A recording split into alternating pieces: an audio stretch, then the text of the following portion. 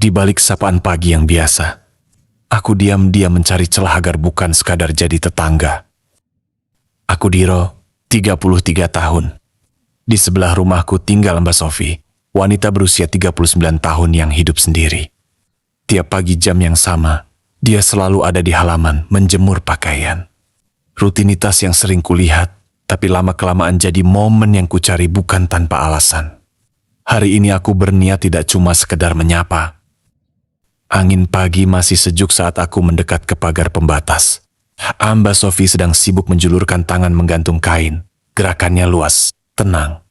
Saat aku sedikit mendekat, dia menoleh cepat, lalu berbisik agak tegas sambil menahan senyum malu. Diro, jangan begitu deh. Nanti dilihat orang, malu tahu. Aku tidak mundur, malah tersenyum sedikit menantang.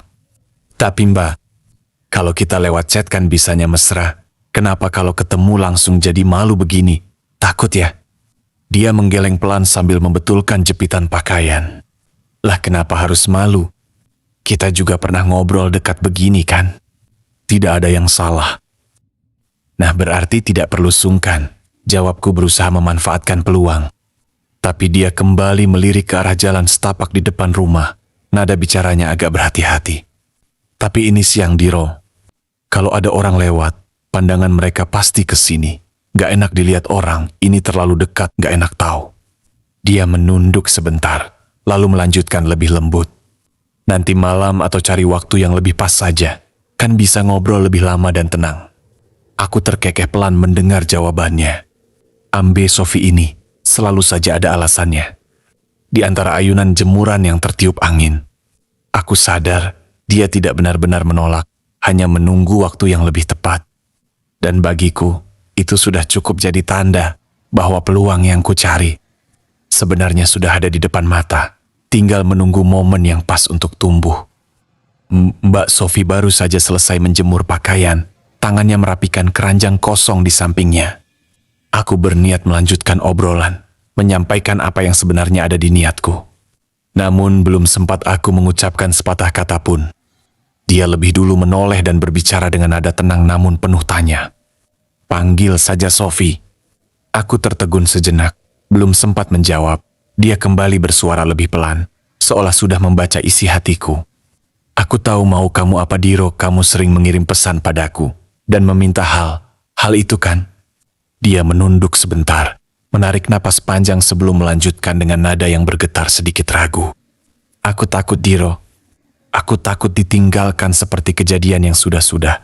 Aku tidak mau hal itu terjadi lagi. Apakah kamu benar-benar serius sama aku, Diro? Aku mendekat selangkah, menatapnya dengan pandangan tegas dan lembut. Sudahlah, Sofi, kurang apa aku tunjukkan rasa sayang ini padamu. Walaupun aku lebih muda darimu, kamu sendiri bisa merasakan bagaimana aku memperlakukanmu, bukan? Dia mengangkat wajah, matanya menatapku dalam, lalu menyampaikan hal yang membuatku makin mengerti beban di hatinya. Kamu tahu kan, aku sedang mengandung 5 bulan. Aku mengangguk mantap, tidak ada keraguan sedikit pun di benakku. Nah maka dari itu Sofi, biar aku yang menanggung jawab atas semuanya. Dia masih terlihat ragu, kembali mengeluarkan kekhawatiran yang mendalam. Benarja, Diro? Nanti kalau sesuatu terjadi, kamu mau bertanggung jawab, tidak seperti laki-laki yang dulu itu? Sofi menunduk sejenak, lalu mengangkat wajahnya kembali menatapku dengan pandangan yang lebih tenang namun masih ada sisa keraguan. Nanti aku kabarin lewat pesan saja ya. Biar aku cari waktu yang tepat. Saat Bapak dan Mama tidak sedang berkunjung ke sini, ucapnya pelan. Sebenarnya aku juga menginginkan hal yang sama Diro. Tapi di dalam hati masih ada rasa ragu yang belum hilang sepenuhnya. Aku tersenyum meyakinkan, nada bicaraku tenang dan tulus. Sudah Sofi, aman kok. Kamu saja yang atur kapan waktunya. Aku akan menuruti apapun keputusanmu. Dia menatapku lekat, seolah ingin memastikan lagi kebenaran dari ucapanku. Benar kamu mau begitu Diro? Benarlah Sofi, jawabku tegas tanpa ragu. Aku juga pasti akan bertanggung jawab atas semuanya. Kita jalani bersama tanpa ada rasa saling menyalahkan satu sama lain. Di dalam dada perasaan yang kurasakan semakin kuat, meluap seolah tak terbendung lagi. Sophie mendekatkan badannya sedikit. Suaranya terdengar penuh harap sekaligus memohon perlindungan. Diro, tolong aku ya. Ingat, aku sedang hamil 5 bulan ini. Jangan sampai kamu menyia-nyiakan aku. Malam yang ditunggu akhirnya datang juga. Pesan pendek itu muncul di layar ponselku tepat saat malam mulai menyelimuti desa. Jantungku berdegup lebih kencang membaca lanjutan kalimatnya. Diro, kamu kesini ya. Lewat pintu sebelah saja. Tidak dikunci, masuklah langsung. Tanpa menunggu lama, aku segera mengambil sandal dan berjalan. Hati-hati menuju rumah Sophie, jam dinding. Di ruang tamu menunjukkan pukul 8 malam. Di lingkungan ini hanya ada 3 rumah yang berjarak agak berjauhan satu sama lain. Jadi suasana cukup tenang dan sepi. Namun aku tetap berjalan dengan penuh kehati-hatian. Tidak ingin ada hal yang tidak terduga terjadi. Sesampainya di sana, aku mendorong pintu samping itu perlahan. Belum sempat aku melangkah masuk sepenuhnya. Sophie sudah berdiri menunggu tepat di balik pintu. Sorot matanya tampak bercampur antara gugup dan lega melihatku datang. Aku masuk pelan-pelan, lalu menutup kembali pintu itu dengan lembut agar tidak menimbulkan suara berisik. Tanpa banyak bicara, kami pun berjalan beriringan sambil saling menggenggam tangan menuju ruang tengah, di mana ada sofa panjang yang letaknya cukup dekat dengan dapur. Saat kami duduk berhadapan, Sophie menatapku dengan pandangan yang sulit diartikan. Namun ada nada lembut saat ia berucap, "Kamu nekat juga ya, Diro. Berani-beraninya datang ke sini malam-malam." Aku tersenyum tipis sambil mengeratkan sedikit genggaman tanganku padanya. Untuk cinta, apapun akan aku lakukan. Sophie, tidak ada hal yang terasa terlalu berat kalau tujuannya jujur. Sophie perlahan menurunkan pandangannya ke arah perutnya yang mulai membuncit. Lalu mengangkatnya kembali menatapku. Lihatlah Diro, perutku sudah makin besar. Kelima bulan ini terasa berjalan cepat sekaligus berat. Aku mengangguk dengan penuh perhatian. Aku mengerti Sophie, semua akan aku bantu semampuku. Nanti aku akan pastikan semuanya terjaga baik, supaya nanti proses persalinanmu berjalan lancar dan aman. Mendengar itu, ia mendekatkan tubuhnya lebih erat ke arahku. Seolah rasa peduli yang aku tunjukkan perlahan merasuk jauh ke dalam hatinya yang selama ini tertutup rapat. Aku mengangkat kedua tanganku, lalu mengusap lembut pipinya yang hangat. Kemudian turun perlahan menyentuh dan mengelus perutnya dengan penuh kasih sayang. Di momen itu, jarak di antara kami seolah hilang sama sekali. Aku makin mendekatkan diri, merasakan kehangatan yang tumbuh alami. Tanpa ada rasa saling mencela, tanpa ada rasa salah. Hanya ada penerimaan satu sama lain apa adanya. Di dalam rumah yang tenang itu, kami berdua membiarkan waktu berjalan pelan, menikmati kebersamaan yang penuh ketenangan dan kepercayaan. Di antara keheningan malam yang damai, kami sama-sama melepas segala keraguan yang sempat menghantui. Tanpa ada rasa saling menjatuhkan atau menyalahkan, aku perlahan mendekatkan kepala dan tubuhku padanya. Sophie pun menyambut kehadiranku dengan lembut. Tidak ada lagi ragu di matanya, tidak ada lagi kata yang tertahan. Ia mendongak menatapku, sorot matanya jernih dan terbuka sepenuhnya. Aku melanjutkan kebersamaan itu dengan penuh perhatian.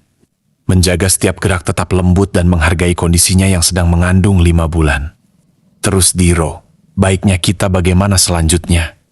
Tanyanya pelan, suara terdengar tenang namun penuh harap. Aku menggenggam tangannya lebih erat, lalu mengusap perlahan punggung tangannya yang hangat.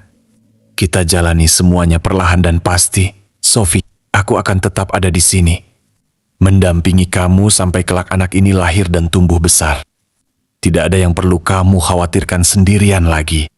Sophie mengangguk pelan, napasnya terasa lebih lega. Kuraih pinggangnya, kudekatkan. Betul saja Sophie merasakannya, dia terpejam lama di ruangan itu. Kami sepaham satu hal, kebersamaan ini bukan sekadar momen semata, melainkan awal tanggung jawab dan rasa saling percaya yang baru saja kami bangun bersama. Aku meraih pinggangnya dengan lembut, merasakan kehangatan tubuhnya yang menenangkan. Di tatapannya aku bisa melihat ia mulai merasa tenang. Seolah akhirnya ada seseorang yang benar Benar. Memegang tanggung jawab atas dirinya dan kandungannya. Mas Dido, lanjutkan saja. Jangan berhenti, ucapnya pelan. Suaranya terdengar lebih rileks dan percaya. Aku mengangguk perlahan. Tetap menjaga sentuhan dan sikap hati-hati mengingat ia sedang hamil 5 bulan. Di ruangan yang tenang itu, kami melanjutkan obrolan dan kebersamaan dengan penuh saling menghargai. Tanpa terburu-buru, selalu mengutamakan kenyamanan dan keselamatan dirinya. Sudah mas, sudah cukup. Dah malam juga ini, ucapnya pelan sambil perlahan melepaskan jarak di antara kami. Tiba-tiba saja ia beranjak meninggalkanku sebentar, berjalan menuju sudut ruangan untuk merapikan sedikit barang yang ada di dekatnya. Justru di momen itu, aku merasa semakin percaya diri, karena tahu kehadiranku benar berarti baginya. Oh iya, aku beresin dulu ya, katanya sambil tersenyum sekilas. Kamu duduk saja dulu, Mas. Aku memperhatikannya diam-diam. Di bawah cahaya lampu ruang tamu yang lembut, wajah Sophie terlihat begitu segar dan tenang.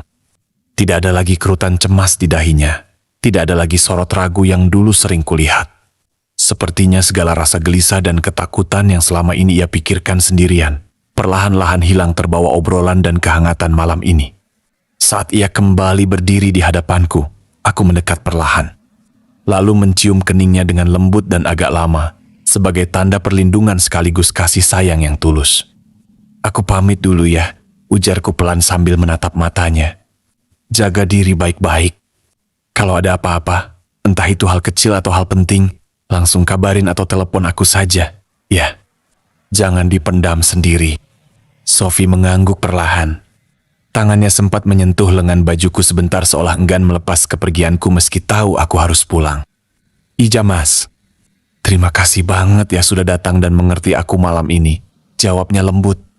Semoga nanti saat aku melahirkan semuanya berjalan lancar ya, mas. Ia menambahkan sambil tersenyum memohon besok-besok kesini lagi ya mas. Aku membalas senyumannya dengan tegas dan meyakinkan. Iya, aku pastikan akan kesini lagi Sophie. Selama kamu butuh dan mengizinkan, aku akan selalu ada waktu untukmu. Langkah kaki kami berjalan beriringan menuju pintu samping yang tadi kumasuki. Malam di luar sudah makin sunyi, namun hatiku terasa penuh. Sebelum aku benar-benar melangkah keluar, Sophie sempat menahan pintu sebentar. Menatapku sekali lagi seolah ingin menyimpan momen ini baik-baik di ingatannya. Keesokan harinya kami kembali bertemu. Saat aku bersiap berangkat kerja, Sophie kebetulan ada di halaman dan menyapa lebih dulu. Mas, hati-hati ya di jalan. Aku menjawab dengan nada pelan namun hangat. Iya sayang. Ada rasa lega yang langsung menyebar di dada. Meskipun aku belum sepenuhnya memilikinya, tekad di hatiku sudah bulat. Mungkin inilah jodoh yang telah disiapkan untukku, tanpa ada saling menjatuhkan satu sama lain. Sekarang, setiap kali dia memintaku datang, aku selalu datang. Aku siap membantu apa saja, terutama agar segala nanti saat persalinannya berjalan lancar dan aman. Terima kasih sudah mampir di Kisah Bunga, tempat cerita pendek romantis terbaru dan selalu kami perbarui untuk kamu nikmati. Kami pamit undur diri dulu ya. Sampai jumpa lagi di episode selanjutnya. Selamat beristirahat dan semoga harimu menyenangkan Sobat Online.